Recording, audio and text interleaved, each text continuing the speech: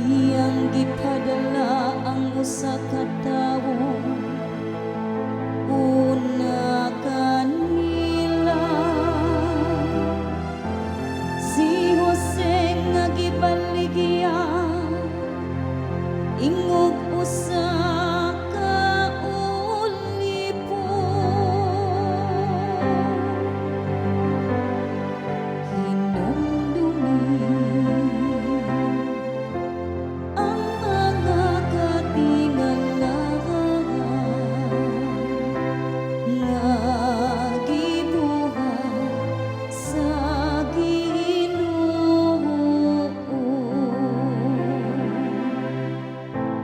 Ila siyang gikargahan ug mga kagapos ug gipusasan ug mga kadina hangtod nga ang iyang panagna natuman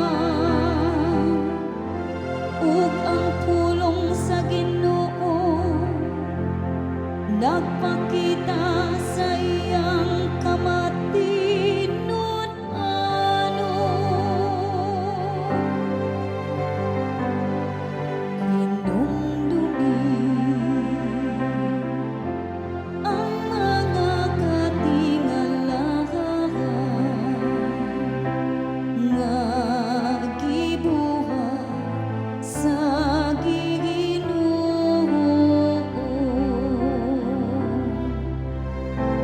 Gipatawag siya sa hari ug gibuhian ang magmamando sa kanasuran ni palingkawas kaniya gihimo siya nga agalon sa